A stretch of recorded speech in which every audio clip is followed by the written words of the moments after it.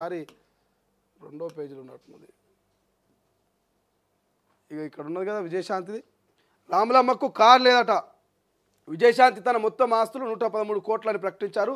తన కుటుంబానికి 112 కోట్ల విలువ గల భూములు ఉన్నాయని తెలిపారు. చెన్నైలో కోయంబూడులో తన పేరుతో 67.50 కోట్ల విలువ గల భూమి, తన భర్త పేరుతో హైదరాబాద్లో 45 కోట్ల విలువ గల 371 గజాల స్థలం ఉందంటూ వెల్లడించింది. 2.47 కిలోల బంగారం ఉందంటూ దీని విలువ 2 కోట్ల రూపాయలు దాదాపుగా అని చెప్తా ఉంది. ఇక బ్యాంకులో ₹1 కోటి డిపాజిటు.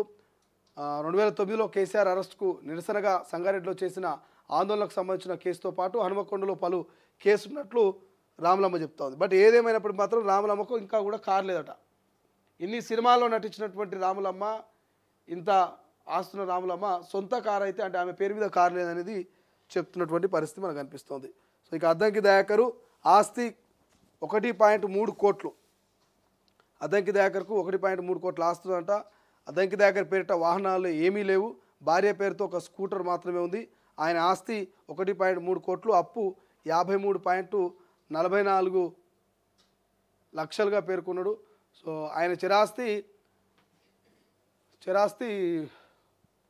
లక్ష అంతే, కోటి అంటే 1,1774 అనుకో. భార్యకు 20 లక్షల విలువ చేసే బంగారము, వెండి, నగదుతో కలిపి మొత్తం 35.58 లక్షలు ఉన్నట్టు తెలిపారు.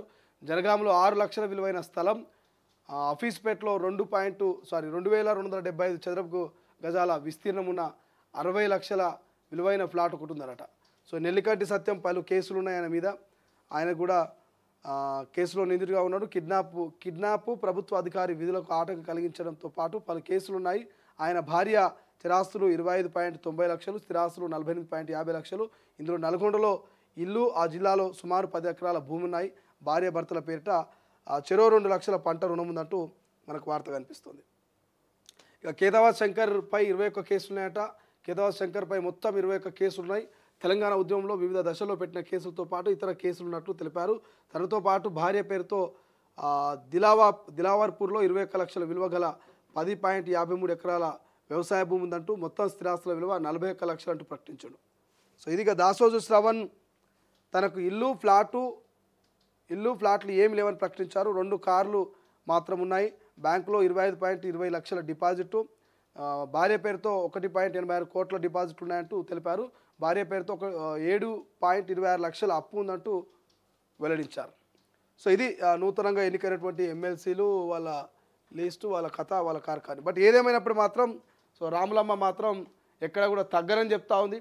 మరి మండలిలో ఎమ్మెల్సీగా ఉన్నటువంటి రాములమ్మ ఎంతవరకు ఇచ్చిన అవకాశాన్ని సద్వినియోగం చేసుకుంటుంది, ఎంతవరకు తెలంగాణ ఉద్యమ మూమెంట్ని మళ్ళీ తెర మీదకి తీసుకొచ్చి కాంగ్రెస్ ఇచ్చినటువంటి ఆ ఎమ్మెల్సీ పదవికి ఎంతవరకు న్యాయం చేస్తుంది, ఎంతవరకు ఆమె గతంలో ఉన్నటువంటి ప్రభుత్వం మీద, ఇప్పుడున్నటువంటి ప్రతిపక్ష పార్టీ నాయకుల మీద ఎంతవరకు విరుచుకోబడుతుంది అనేది మనం మునుముందు చూడాల్సినటువంటి అవసరం అయితే ఉన్నది.